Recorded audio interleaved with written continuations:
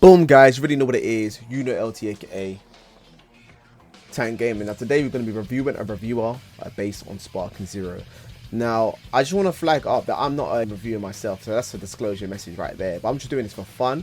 But the reason why I am doing this video is more or less because of the fact that how this reviewer, I think he's got like the wrong end of what Sparking Zero is supposed to be, and I don't want a lot of my viewers to be going off, and if they haven't played this TANKdGAMER game, to kind of get like the wrong message or anything like that. I don't think that's going to happen, but I feel this message needs to be shared for a lot of the public to actually see.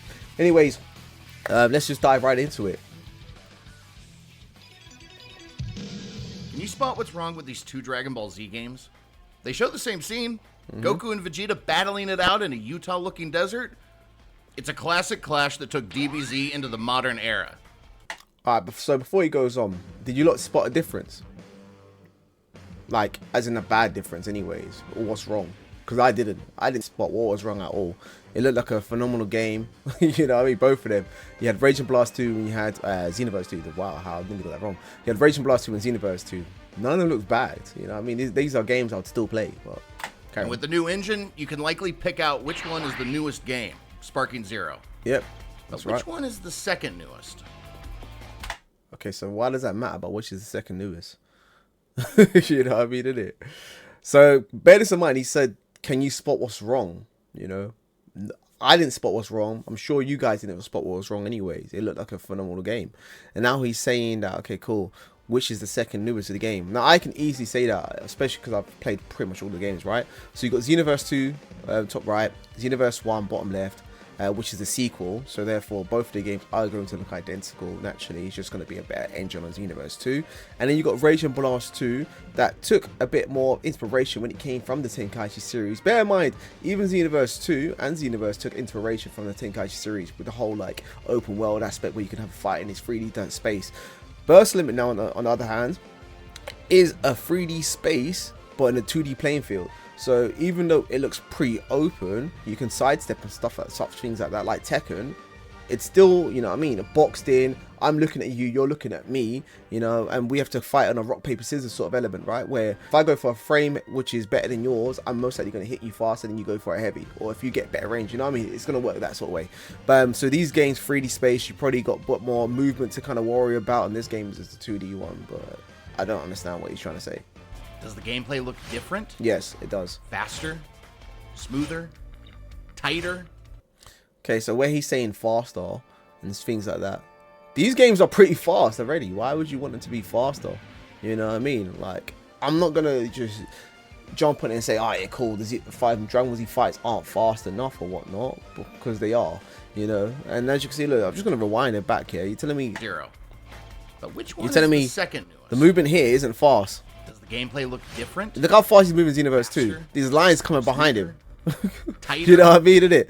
You've got Goku dodging. You've got Goku literally dodging moves from Vegeta in Xenoverse 1. So I don't understand what he's on about. Besides the graphics, it's almost impossible to tell, and that's a problem. Dragon Ball. So it's a problem. The previous Dragon Ball Z games, you couldn't see that much of a difference. So why is that a problem with Sparking Zero? Sparking Zero is looking to switch up the DBZ Arena Fighter formula, but the truth is, it fails to switch up the formula at all. Wait. When did it say it was trying to switch up the formula? And I haven't heard any interviews from the devs saying that they're trying to switch up the formula. They said that since what they did, they reached the pinnacle with TANKdGAMER 3. Once they reached that pinnacle, they realized there was nothing left for them to really do at that space of time. Hence the reason why there was a 17-year gap. He says now, because obviously the new gen software and the powers from this game, we are now capable of bringing it to the next level. They didn't say they was trying to switch up any formula. They said they wanted to bring back the same TANKdGAMER feeling, but bring it to another level. So I don't understand where you got this message that they're trying to switch up the formula. Yeah, I just think it's off the records because no one even mentioned anything about switching up the formulas. But anyways, let's go. There have been well over 100 titles in the DBZ franchise, from the sublime to the absurd. Yep. But when Dragon Ball started using a boilerplate arena fighter template back in 2002 with the introduction of the Budokai series. So again, when I was mentioning about arena fighters, he's covering Budokai 1, which isn't an arena fighter. It's in a 3D space, but it's not an arena fighter. That's like saying Tekken is an arena fighter. Tekken is not an arena fighter. You know what I mean? It's not. It's a fighting game. It's not an arena fighter. Arena fighter would be, like I said, in it more when it goes to like Xenoverse 2, where you can literally lock off your opponent and decide to, well, not even Xenoverse 2, that's more of an RPG. I would say more of like when you go to like Rage and Blast 2, TANKdGAMER, when you can kind of lock onto your opponent and even decide to fly around builders, behind builders. That's an arena fighter because you're in an arena. You know, you're able to kind of move around the arena. This game, you're not able to move around the arena. You're playing in a 3D environment, but it's a 2D plane. It's not an arena fighter, but yeah. The franchise has felt like it's been stuck in a hyperbolic time chamber. With over 20 different DBZ arena fighters released in the past 20 years. Okay, cool. So the game she's flagged up. Fighters is not an arena fighter. Legends is not an arena fighter. Sagas is not an arena fighter. I don't even know Dragon Ball Z 2 Super Battle. I have to Google that game and find out what it is. I know that's not an arena fighter. I can already tell it's not an arena fighter. And then you've got Burst Limit. It's not an arena fighter. The only games I would, and obviously Dragon Ball Xenoverse 2, some would say it's an arena fighter, but I still believe it to be more of an RPG. You know, an aspect where you can kind of build your character to a certain way, and depending on how you want your playstyle is, you can kind of adapt in that sort of sense of things. But it's got a 3D fighter elements, but it's more of an RPG. It's like basically playing what game would I say? Elden Ring online, right? Would you call that an arena fighter just because it's an open space? I wouldn't. But anyways, yeah, just carry on. Sparking Zero promises to be more of an exercise in nostalgia than an actual competitive fighting game. Yes, that's He's correct. got a new hat. Dragon Ball fans deserve better. Full disclosure, I've been a huge Dragon Ball fan since I stumbled across it. Okay, wait, so he said they deserve better. I'm all good for getting better, but what are you telling us what we need to deserve better? Because why are the fans going crazy over this game? Why are they putting their pre-orders through? You know, I'm always one to say it. Why are you people rushing for pre-orders when you can just digitally download it pretty much the day before? But people are excited for this game. They want to be able to experience this game. They're willing to give Bandai their money and say, look, I don't care. Take my money. Just let me know when the game drops, right? They're so confident in knowing that they're going to enjoy this game. Like, they're disregarding all sorts of money and all that sort of things. So when you're saying they deserve better, why are the fans so happy for this? On Spanish Access Television when I was 10 years old.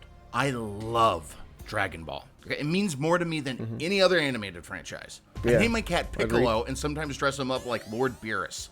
That's why I need Dragon Ball Z to do better. Looking back on the past is comforting, but we can't live in it forever. We deserve either a transformative leap forward for the series or a sequel to the only transcendent Dragon Ball game over the last decade. What? So he said we need a leap forward, or we either need a sequel to Fighters. Basically, that's what he's just implemented. Now, I'm not going to say Fighters is a bad game. Me, I didn't buy that game. That's probably one of the Dragon Ball Z games I didn't buy, and the reason being because it didn't feel too much of a Dragon Ball Z game for me to want to invest myself into. I love Dragon Ball Z games, right? You know, the only ones I didn't really play were probably like Battle of Z. Fighters, like I said, I borrowed my friend's game. I played that, but I didn't buy it. I didn't go my way to buy it. But it was probably like Fighters of Z, and probably that was it. And maybe like probably the really old ones. I did have Dragon Ball Final Bout, so you know what I mean, I was caught all the way back from PlayStation. But Super Battle 22, I had that game as well. So you know what I mean, there was a lot of Dragon Ball games I had. The only ones I probably didn't have were like the Sagas, and like probably the Game Boy games and the DS games and things like that.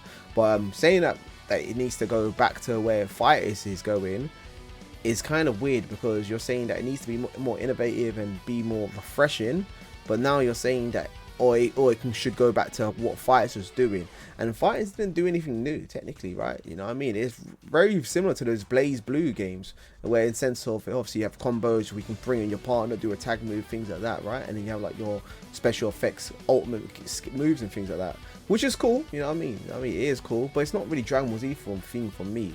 So I mean, I don't see what they're doing wrong. Like, I definitely believe this game is going to sell more than Fighters is. And Fighters is a good game. It sold around 9 to 10 million, right? Or probably even more than that. Again, with Xenoverse 2, it sold around 9 to 10 million. I guarantee you Sparking Zero is going to sell more than 10 million in the first year. But let's go. I played Dragon Ball Sparking Zero, and unfortunately, my fears were confirmed. What's that? This is deja vu all over again. Okay. Now, the Sparking Zero graphics are the best they've ever been.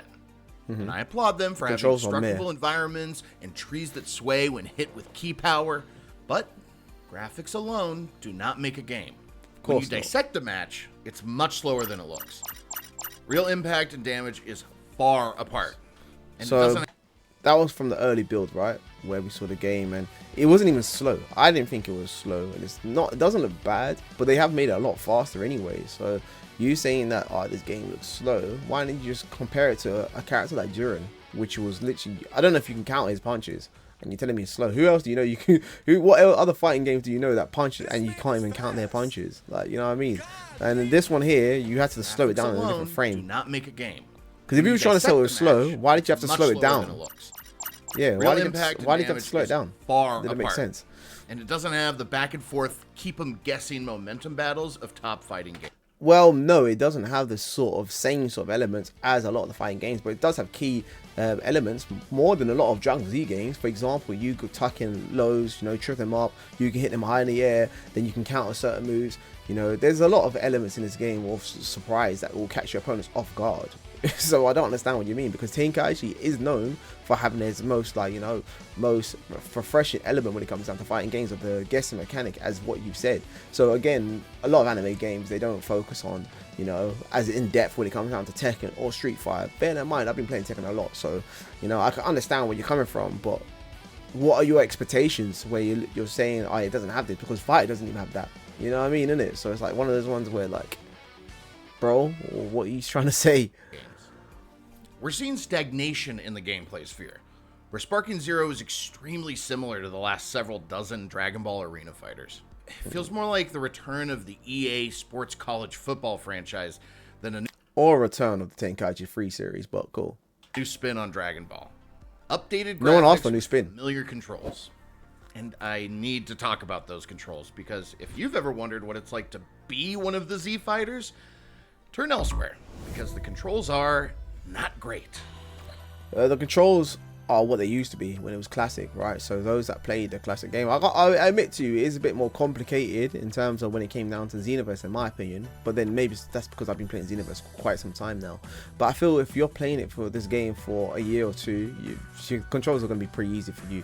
It's up, I think L1's to fly up, or L1's to fly up and R1's to fly down, something like that, and L2's to charge, which I believe right now on the advanced, well, the modern controls, they've switched the charge button to R2 now. And I think they've just simplified a few more things. So I don't think it's going to be that difficult to be able to graph the buttons. And plus, like, squares to attack, triangles to do, like, to your break combos. I can't remember the official name of them, but it's like you're doing a combo move and you press triangle to do like a heavy finish or things like that. So I don't understand how it's that complicated. I believe games like Tekken is probably more complex in its fighting attacks rather than Sparking Zero, man. Like, that's just weird. Like, for example, if you're playing Tekken, you can try a button bash in the game, I can't lie, but most of the time you're not even going to know what you're doing. So your opponents are going to catch you off guard, or you're going to do a dumb move which has slow frames, so you're going to get punished for. In Sparking Zero, if you use the button bash, you'd probably just be flying around like a little bee going zzz, zzz, you know what I mean, innit? But like, overall, once you start understanding, okay, this button's to fly, this button's to attack, it's not that hard to understand and grasp exactly what you're doing. But yeah, Dragon Ball is at its best when it delivers on fighting and yelling. And Sparking Zero does have a dedicated yell button. Okay, so yelling makes your special bar max out, and then you can pull off bigger moves and Kamehamehas. But it comes at the cost of pacing. Powering up freezes you in place. Any fighting game comes with the cost of pacing when you're doing strong moves. Like, that's just saying that if I was to go into a game and there was no pacing, but I can keep throwing out an OP move, people would just do that. That's what's called cheesing. And if you can do OP moves and get away with it free, they call that cheese. People don't like cheese in games. You know, it's what kind of kills the game for people to play. They're like thinking, why am I going to play against a cheeser? Like, they're not happy with it. This guy is technically a cheese. Like, you can really tell from his energy he's bringing out. But yeah, I like the fact that you can key charge. You're not forced to key charge at the end of the day, so you don't have to do that, right? You know what I mean, innit? It's up to you if you want to key charge to then use your ultimate moves. And plus, some characters even have like perks where they can actually charge up to full max sprint in a blink of a second. So I don't know what you're on about. While your special bar fills up, leaving you vulnerable to attack. Sure, that's part of DBZ. It's part of fighting games. It still makes the game feel clunky, and here's why. We don't have to do that. The controls are too complex for casuals, but not technical enough for hardcore gamers. See, this part made me laugh because how can it be too complex for casuals but not advanced for...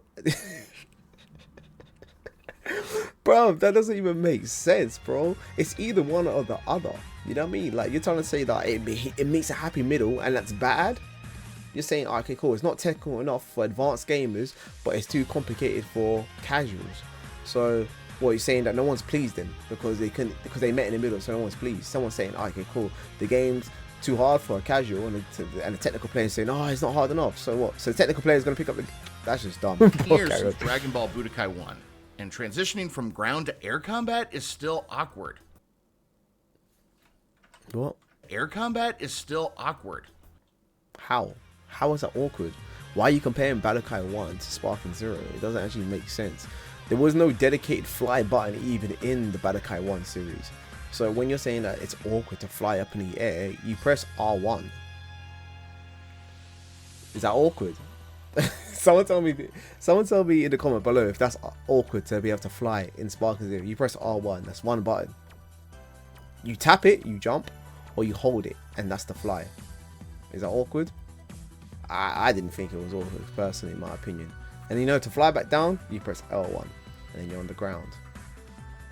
Now, Budokai 1, obviously, you had to wait for someone to launch you in the air, or you had to launch them in the air to be able to get, like, have air battles. And that wasn't awkward either. You know what I mean? You're doing a combo, you knock someone in the air, and you just chase after them. You just press X to fly back in the air, and it just hovers to them gradually, like, it's by itself. You know what I mean? So I don't know what's awkward. Locking on doesn't feel right. Locking on doesn't feel right. So what is locking on supposed to feel like?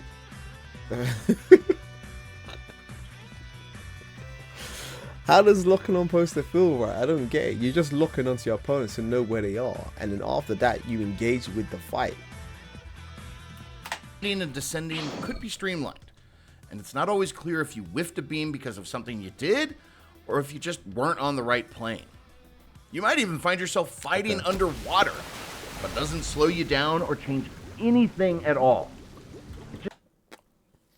Okay, so he's on about the game mechanic. Now, I can understand the whole aspect of, obviously, being in the water, it slows down the fighting. You're moving a bit more slower. But realistically, in Dragon Ball Z, when did you ever see Goku moving slower in the water? You didn't actually see that. I mean, logically, I can understand that, right? But if they're fighting in the water, like, they're just fighting. You know what I mean? I'm sure Goku's able to fight out the water.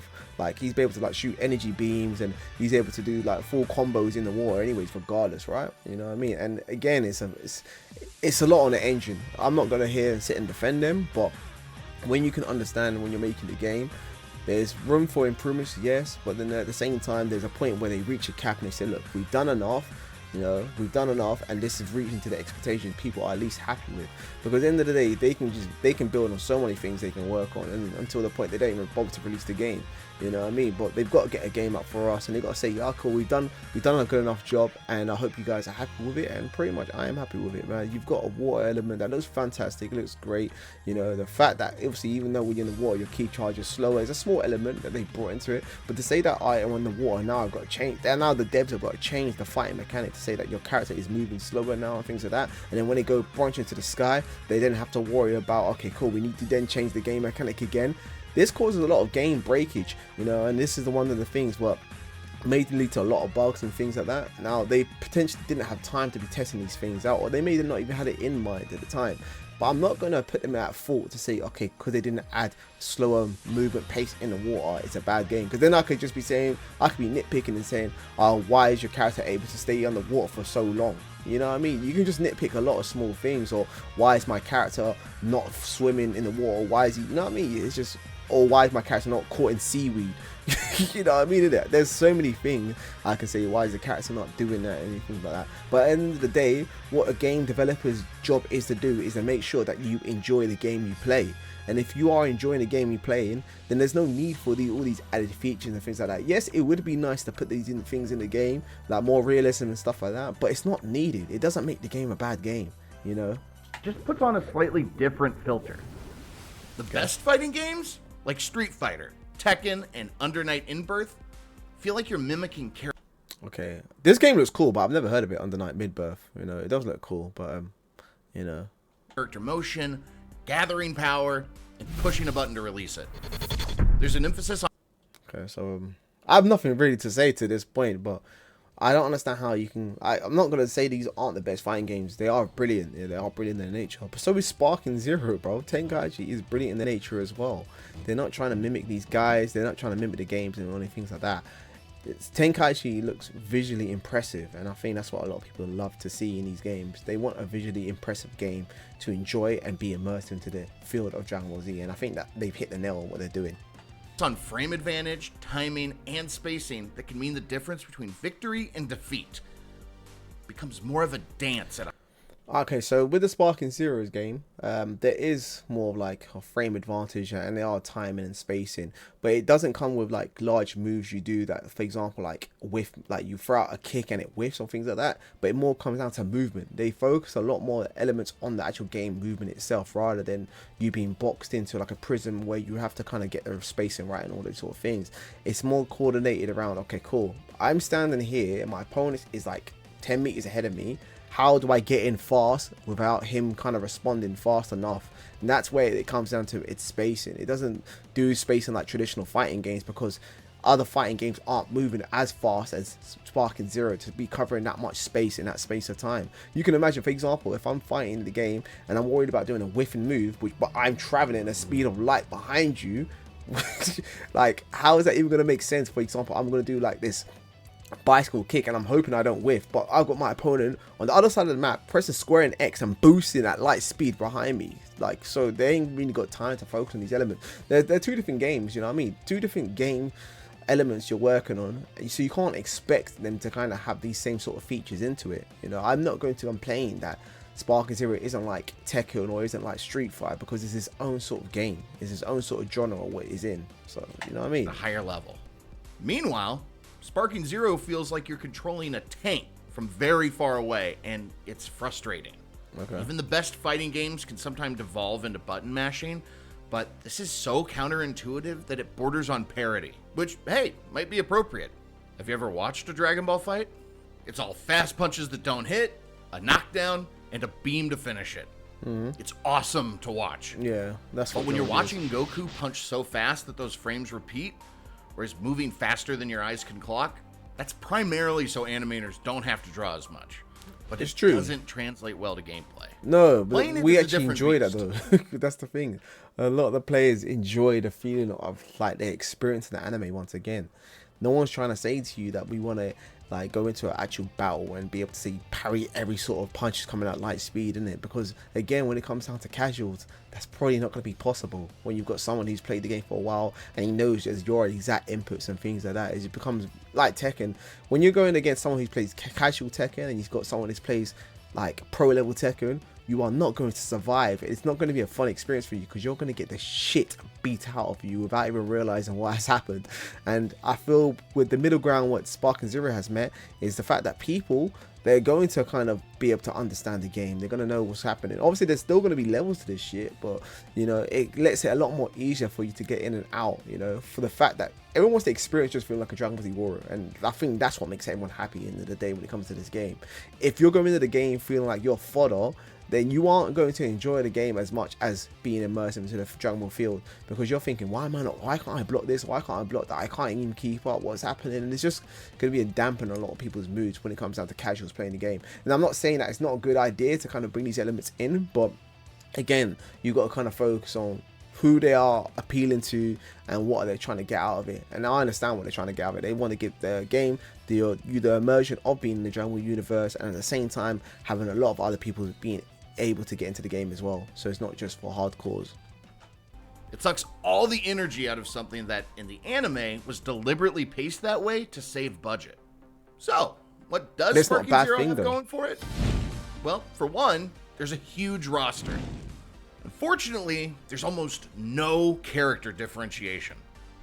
A lot of Okay, but that's wrong, because there is a lot of character difference when it comes down to it. For example, you've got a great ape versus Goldo. You know, you can definitely see a whole different play style. Goldo's more of a zoning character and things like that, where he's probably gonna be better at like keeping you out, doing a lot of freezing moves and stuff like you, stunning you and things like that. And then you've also got like Hercule that can't do shit against most characters, right? He's just more of a troll character to use. Then you also got your transforming characters. Your transforming characters can go from one stage and get stronger as they progress. Better combo routes, faster moves, stronger, you know what I mean, like stronger abilities, things like that, really, innit? So when you're saying that there's no like sort of like difference when it comes to characters, I believe you're not hitting the nail on it, man, because there's a lot of elements where even combo strings are different when it comes to certain characters. You got fast characters, you got slow characters, you know, I can keep going on with other things, bro. You even got a character that steals your body. Are you gonna tell me there's no difference between the characters? You got the characters share animations and combos. Functionally similar. Okay, yeah, that's right though. They are similar combos they may share, but not to say that they're gonna follow the whole combo string. They may take like a few bits here and there and kind of say, okay, cool, we're gonna add this to that character. For example, like the flying kick or whatever it's called, they might add that to the character or one of the characters or so, and then kind of give him another similar move, but then actually take another character from another aspect and throw that into the character to make it one. But you still have to kind of know these strings independently for each character. It's not every character strings aren't going to be the same, especially pacing. This game's more focused on counter action movement rather than kind of just remember everyone's combo strings. It's based on thinking, okay, cool, how fast are my counters, what's my timing for against my opponent and things like that, really, to be able to dodge moves, because the whole game is based on pretty much dodging your opponent's attack and countering back on it. That's how you become good in Sparking Zero. You don't focus on remembering everyone's movesets technically, but more everyone's pacing and how fast they move, and you know what moves you can counter with and things like that. We're probably closer to a dozen or so character types, and that's being generous. With 182 slots, who's championing at the bit to play characters like Nail and Kakunsa? If they're gonna go all out, I want some crazy characters. Bulma in a robot, Taco's shirt Krillin. Wait, what? World tournament announcer, farmer with a shotgun. Pay tribute to This guy has to be trolling. How do you see robot Bulma? Who wants to choose robot Bulma, Krillin in a taco suit, the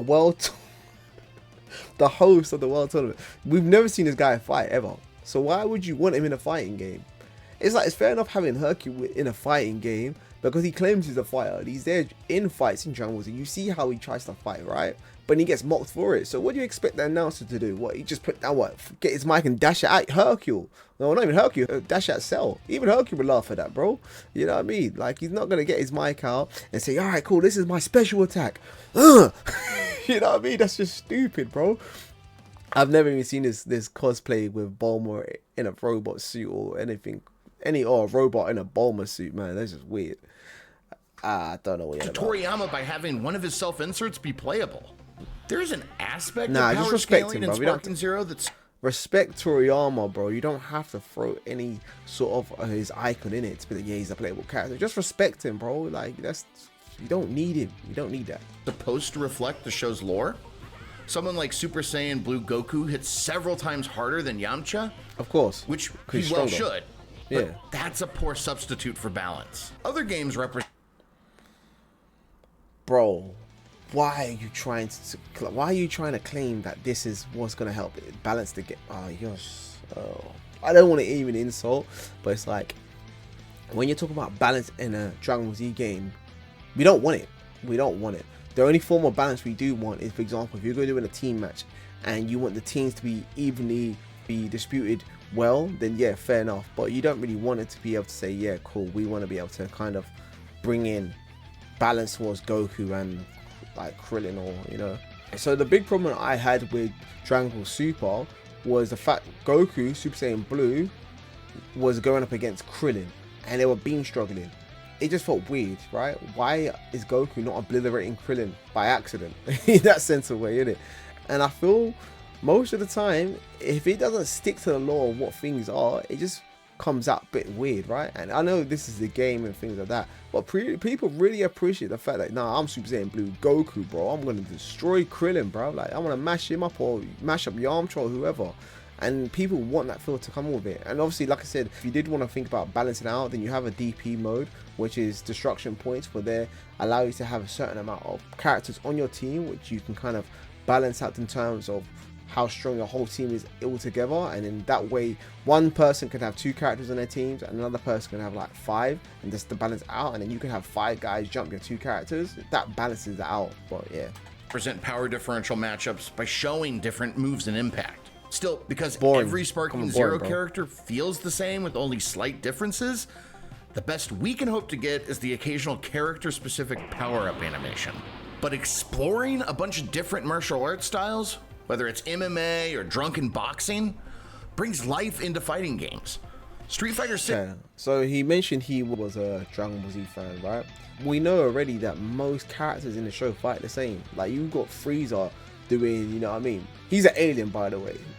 But Frieza's doing basic moves you would see people on Earth doing, you know what I mean? Like where Sledgehammer moves and things like that. Sledgehammer, he's punching with his fist, he's hitting with his feet. He's doing basic attacks we already know that are functional with our only human species. So it's anything new, and you know what I mean, that we're going to be expecting to experience really, except for fireballs here and there, such things. So I don't know what you're on about saying that Frieza should know Muay Thai or anything like that. That's just stupid. You know what I mean? We're going off what the anime showed us, and we're kind of representing that in the game. And this is what we want. We don't want Frieza doing drunken fist, bro. What the fuck? 6 launched with 18 characters. For the most part, they played differently and oozed with unique styles. Yes, it's true. Grapplers, rushdown characters, zone types, stance types, and a bunch more. Chun-Li has a different philosophy behind her than Zangief and demands a different playstyle. This doesn't... Yeah, that's true, innit? But most characters in Dragon Ball don't do that. They don't offer that. You're not going to expect that. Because bear this in mind, remember this, Dragon Ball, it was a show. And it started off as a show. It's now converted into a game, right?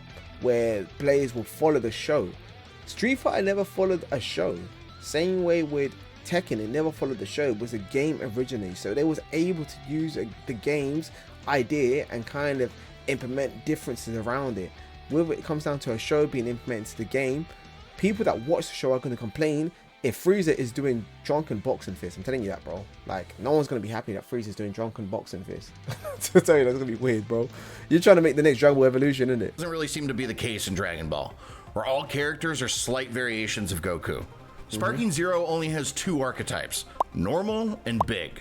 It's not an entirely new mechanic, but it was a bit different to play as Uzaro Vegeta, a giant ape form that moves. So same when you said I have only 2 archetypes. Yes, there's giants, there's people that would focus on power, and there's people that focus on speed, and then you've got obviously your giants, right? Which I would still say around is similar to his power, but you can't like stagger them as easy, and a lot more slower when it comes down to power types anyways. But then at the same time, again, you've got transformation characters. You've got characters that have a lot of transformations. They actually even get helped back. You've got characters that are able to do absorptions. You have characters that can steal your bodies. You have characters that can regenerate in battle. You know what I mean? Isn't it? So there's more than one arc or 2 archetypes that you're mentioning. And even though the game is only mentioned probably around like 3 or so, there's still a lot more fleshed out things for you to discover. Like, I haven't played the game myself, but I can already see on screen. Like, what's going on? Moved very slowly and had harder punches. But the controls are so floaty and tanky to begin with, it felt more frustrating than anything. So once you've played one character, you've basically played them all. Okay. Dragon Ball Z games might be all about fighting and yelling, but Dragon Ball as a whole is so much more. And the games have a hard time bringing that sense of fun and confidence to the forefront.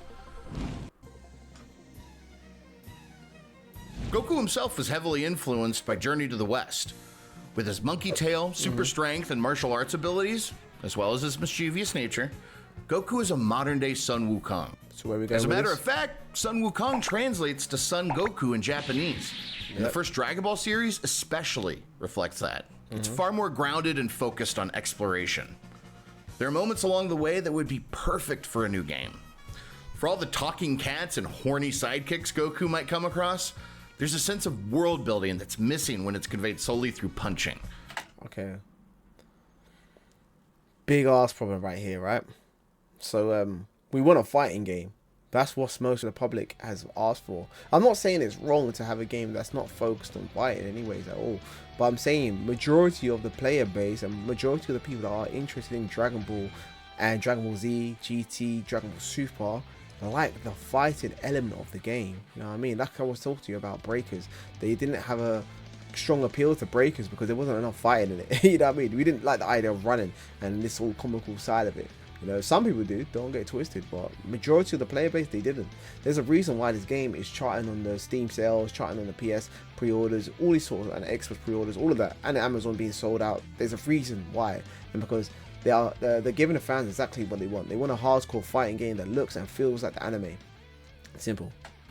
The anime hinges on big moments in relationships, like escaping the Red Ribbon Army with Bulma, or meeting Yamcha for the first time.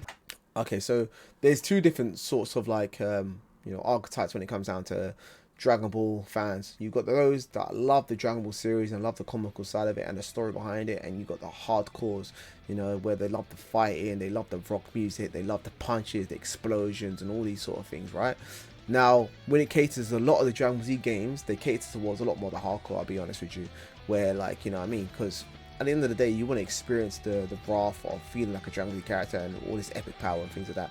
These are called, I would say, more towards like new age supporters of Dragon Ball. Now, obviously, it's not to everyone, I could say, but I can imagine majority of the people that grew up watching Dragon Ball Z and Dragon Ball Super, like the hardcore side of see Dragon Ball, and were those that started watching Dragon from the beginning, maybe the older ages, will potentially like the story building and things like that and the world of it, and that's pretty where they have the love for it. So I can understand there's two different audiences, and I believe you're probably one of the older generations that grew up in and when it came out for the first time, maybe you watched the manga dub or the sub version of Dragon Ball when it launched, the Japanese original version, and that's probably why you have a more of a strong sense of like bringing that sort of feeling back. And I can't argue with it, that's what you like.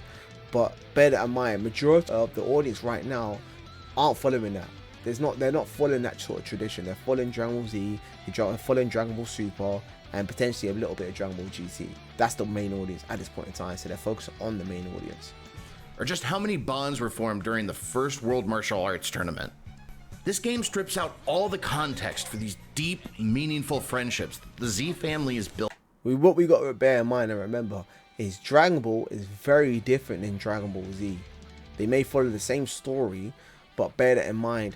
When Dragon Ball Z launched, from off the bat, it was mentioning about Goku being an alien and him fighting his brother, killing his brother, and him dying himself, and then going to fight Vegeta, pretty much killing nearly everyone. You know what I mean? A lot of people died. You know what I mean? A lot of people died, and it was just hardcore fights after fights after fight after fight. There wasn't a lot more exploring and the storytelling as much as, you know, meeting like a talking dog and things like that in Dragon Ball, right? Like, they didn't care about it in Dragon Ball Z much. Like, there was these talking dogs and whatnot. They were background characters. In Dragon Ball, obviously, they were a main front where Goku was like building this relationship with these weird creatures and things like that. But in Dragon Ball Z, it was literally about, okay, cool, I'm an alien, I'm gonna fight other aliens, I'm gonna blow up planets, and I'm gonna beat someone's ass. And that was literally what Dragon Ball Z was. Built on. I don't fault Sparking Zero for being one thing or turning it into a gameplay type, but Dragon Ball is many things. You might think, well, Sparking Zero has a dedicated story mode, but at this point we've seen it. Okay, so we haven't seen different aspects of what will happen if Goku won the battle or things like that. We haven't seen that. So you telling me that we have seen it, we haven't. You're lying. You're lying to the audience now. You said you played the game, but now you are lying. You know what I mean? Because we don't know what would happen if Goku was to win the fight against Raditz and still be alive. Like, we saw a scene where Goku turned Super Saiyan against Vegeta when he came to Earth, when he turned to the Great Ape form. We have never seen that. We do not know what's going to happen. And fair being safe, for example, it does follow the same template as the old Dragon Ball Z games, the Dragon Ball story. No one's really complaining too much, you know what I mean? No one's saying, oh yeah, cool, blah, blah, blah, we want this, we want that. But bear this in mind, this is the first time, I believe, officially, that we've actually played for Dragon Ball Super, like, timeline properly. Like, obviously Xenoverse 2 did its own thing, and they kind of like said, alright, cool, this is what the Xenoverse 2 story is, and they kind of branched off. But this is going to follow more like towards the Dragon Ball Super, and then if it does go a certain way, you can branch off, but then it will still follow that sort of aspect of it in some sense of a way, where you see that the episode battles of Jiren fighting, and you see the, you know, and I believe Goku goes all the way up to the episode battle of Tournament of Power anyway. So, you know what I mean? I don't get what you're trying to say. It's the same thing, and the fans have all seen this stuff. Dragon Ball games tread the same ground until it's paved over. The Game Boy games, Legacy of Goku, retold the Z story, but had Goku punching wolves. Kakarot retold the Z story in its entirety. Xenoverse retold the story with some what-if and time travel elements, and included a somewhat lacking create a character. I love the create a character. I wish there's more, but I do love it. Also has a story mode, but it'll be thin, because we've seen it before. Where are the well-thought-out stories that challenge the player's perceptions rather than regurgitate it? I don't know about you, but when I play Dragon Ball Z games, I like more of the fighting instead of the story. And that's just me being honest with you. Like, I don't really play a fighting game to follow the story as much. The story for me is a bonus. Like, you go there, you can experience the story. You're like, oh, wow, this is so cool and stuff like that. But I'm not looking for the playability throughout the story. I'm looking at the playability throughout just playing other players online, or even my friends or things like that, or even the computer if I wanted to, or just even learn new combos, new routes, and how to master the game more. I'm not going to go on a story mode to kind of figure all these things out or get replayability out of it, am I? Heck, where's the story of Dragon Ball pre-Z? How far will we get in the manga? Will we get manga only? Another thing, again, not that many people care about Dragon Ball that much as you believe. Like, I'm cool with Dragon Ball, you know, I fuck with it, but I'm not a fan like Dragon Ball Z at the end of the day. You know, most of the time, people always used to go around calling the show Dragon Ball Z. Like, they didn't even think about Dragon Ball as much. And even bear this in mind, even the Tenkaichi series back in the day, it wasn't called Dragon Ball Budokai Tenkaichi. It was called Dragon Ball Z Budokai Tenkaichi. So they even knew that the fan base was more interested in Dragon Ball Z than it was about Dragon Ball. Bear that in mind, Dragon Ball Z was that made the show popular, made the series popular.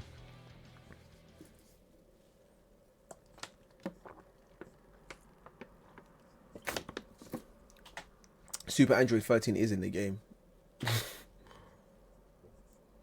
Okay, so we haven't got that the hell as a stage, but it's not a deal breaker at the end of the day, right?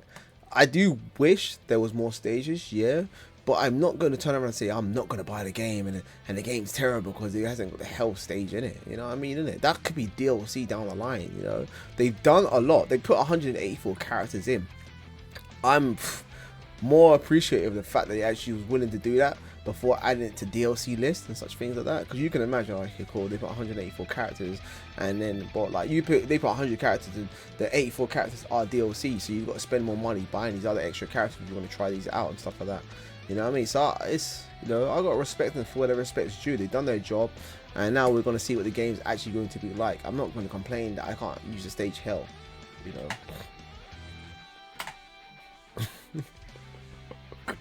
You know how desperate this guy sounds right now. He's like, bro, why haven't I not got a baseball mode in Dragon Ball? Like, bro, you realize this is just one time they did in the show with baseball, right? This is not a common thing you see in Dragon Ball. So I wouldn't expect them to flesh out a whole baseball mode to say, yeah, cool, bro, this game is tailored towards baseball. Like that's just sounding like you're going off the whole Xenoverse route where they started putting out things like Colosseum Battle and things like that. How many people actually played Colosseum Battle in Xenoverse 2? I can guarantee you not a lot. I can guarantee you not a lot, because they didn't go buy in the game to play baseball or play with cards for a fighting game, did they? You know what I mean? There's so much ancillary content in the Dragon Ball world that is ripe for an adaptation that unfortunately will be left out for the greatest hits. And it could be a better love letter and feel like less of a money grab if they were acknowledged. And not to say that you adding all these random modes in isn't a good thing. It's just you gotta bear that in mind. The devs have a sole purpose to make a good game, right? And their focus is on, okay, cool, there's only a certain amount of time we can put in this game. Rather than putting our efforts out into other things players may not care about, let's put full focus into something they're going to appreciate. If they got time down the line, then they can probably think about adding a baseball mode and things like that. But, you know, while they are focusing on building a game for fans to love and enjoy, they want to make sure they're giving the fans exactly what they wanted. Now, to be fair, there's still a few things that are missing. I'm not going to go there and, like I said, be riding anyone's dick for it or anything at the end of the day. But, you know, you got to bear that in mind and think, okay, cool, they are trying to make a lot of fans happy.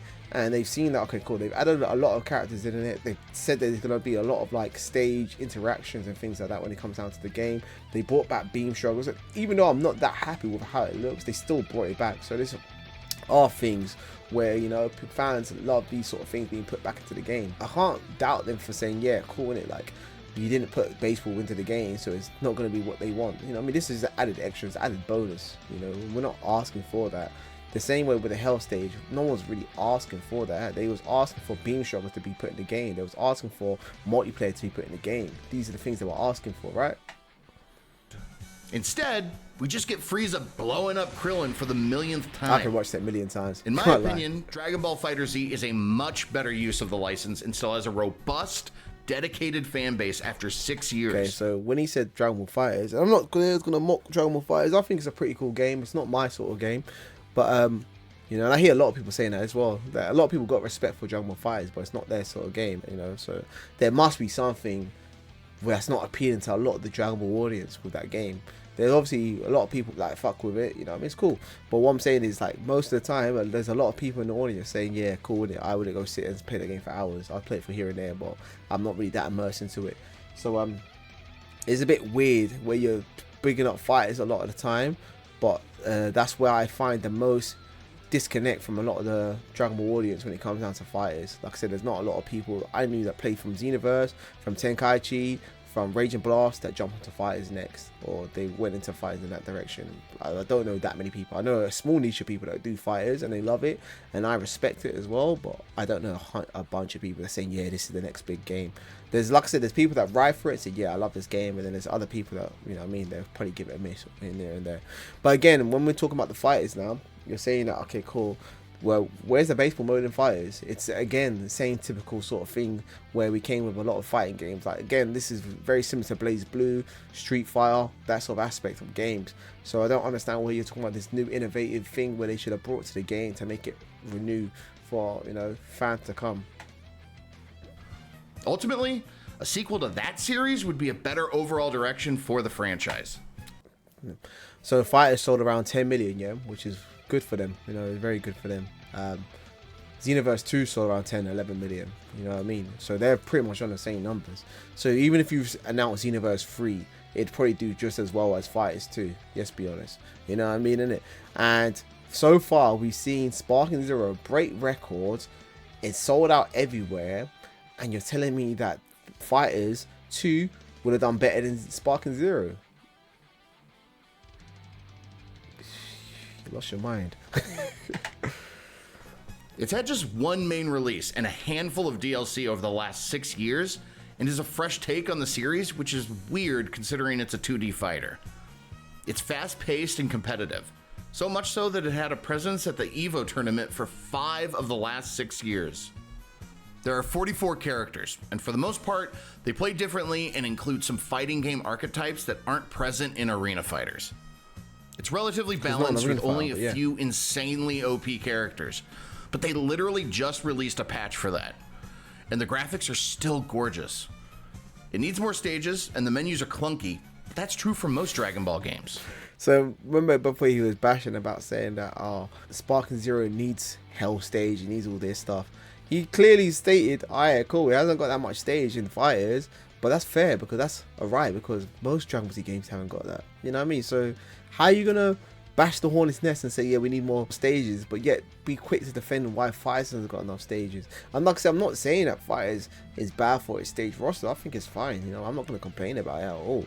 You know, I think personally, yeah, I do feel Sparking Zero should have more stages, just because it's just more of a, it's more visually pleasing to look at the end of the day. You know, it's a visual fucking art piece, and that's the only reason why I'm saying Sparking Zero should hopefully get more stages, because we want to see more of this game and what it looks like.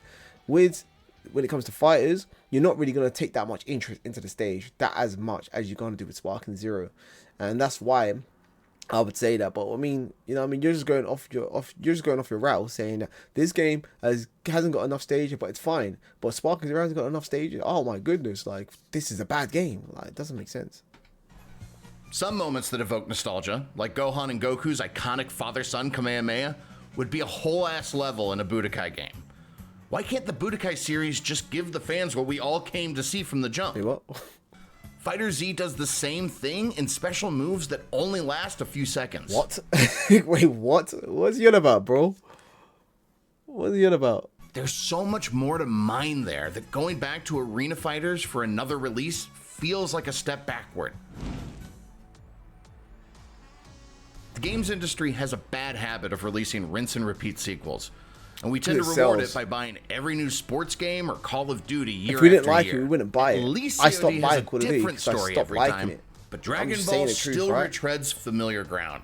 Want to see Goku sacrifice via special beam cannon in the Saiyan saga? Yes. Here it is. Yes, I do. You can switch to a first-person camera this time. Yes, it looks sick. Ultimately, Dragon Ball needs something more I would like to artful in experience it. execution. I've watched Dragon Ball Z 4 Whatever times. the Dragon Ball equivalent You know what I mean? to Slow Clap's From start to 2021 finish. game Sifu. I don't 2D, mind 3D watching it playing the phase-shifting game. like See that Pokken again. Tournament, or maybe something tight and technical with balanced, ranged, and melee combat, like Armored Core 6. According to Bandai sales data, the Dragon Ball franchise has experienced diminishing returns since 2020. Okay, so he's talking about diminishing returns here. I believe Xenoverse 2 came out around 2016, right? You then had Fighters come around 2017, and I believe around 2019, 2020, you had Kakarot come out. These are the last 3 big games of Dragon Ball Z that came out. So you're going to be expecting a diminishing return when, one, Xenoverse 2 hasn't made a sequel yet. They just released DLCs and they sell like £7 for their DLCs. It's not a full-fledged game, bro. You ain't paying around 30, 40, 50, 60 pounds for a game anymore. You're paying £7 every time there's like every season, which is probably twice a year. You know, 7 to 12 pounds, which is twice a year you're paying. You know what I mean, innit?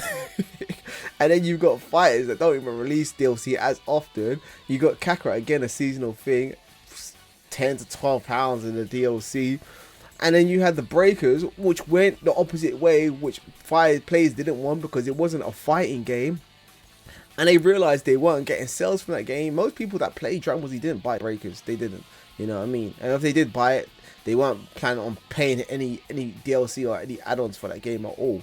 So you telling me, oh, we've lost sales in 2021 to 2024 because there hasn't been no game releases? That's the reason why they've lost sales. How are they gonna expect to get game sales if they ain't putting out any games to sell? 2020. It requires innovation if it's going to continue at this clip. So why go back to the well for another nostalgia fest? Because it sells. Being the official Tenkaichi 4 could be the kick in the pants the franchise needs. But I think a new, exciting direction is the way to go. This game will no doubt sell millions on name recognition alone. Okay, so but I think its impact will quickly fade. I don't think we'll talk about it. The fact that Tenkaichi 3 is still spoken 17 years after to be one of the best Dragon Ball Z games ever leads me to believe that I don't think you know what you're on about, because why would they put that game up so high and clout it so much if you think that this game is just going to fade away into the darkness? I doubt that. I honestly doubt that, bro. The same way years after release. I hope I'm proven wrong, though. A lot of people look back fondly and call Tenkaichi 3 a high watermark, and they deserve to be happy too. One of my friends is really excited about this game and couldn't give a flying nimbus about the game style being played out. I hope DBZ Sparking Zero is more than the same thing in prettier packaging. I hope it outdoes itself and is more fun than I got from the matches I played. See, you know, the fact that he's saying all this stuff now, I hope it is, because he's coming to the end of this review, and he doesn't want to be lashed too hard saying, I hope I'm proven wrong, and it actually turns out to be a great game. He knows it's going to be a great game, innit? I think he's honestly just trolling all the way through it, saying, oh yeah, I'd expect it to be better and whatnot, and then, but I hope I didn't just get a bad experience, and it's actually better, because he knows majority of the people that play this game are going to bash him and say, bro, this is one of the best Dragon Ball games I've ever played, and what you're talking about is arse. You know what I mean? Maybe it'll exceed expectations. You know what I'm saying? Mine are very tempered. Yeah, whatever. In the meantime, I'll be open for a better use of the license. It's like, yo, give me Just Dragon Ball Fighters 2. Riding their dick hard, bro. I can't lie. That was the most wild review I've ever seen in this game. Ever. That's breaking out what Perfection would have put out. Simply, this is just, it's wild, isn't it? But I think this video, as long as it is, it needs to come to a close. Anyways, you already know what it is. You know LT, aka TANKdGAMER. Like, comment, subscribe, and I'll see you in the next one. Let's get it. Bow. We out. On the train, make games like I said, you good for the pain. Cells that react, maybe go on stronger. System go lit like a TNT Wick spot. If they be launched at me, then I own God. They need to retreat, they be beating this dunya. Visa, none of bully in a freezer. Heal up and cut like a room cut Caesar. I'm send like a ruler. Once in a blue moon, go ape like a G. Don't you get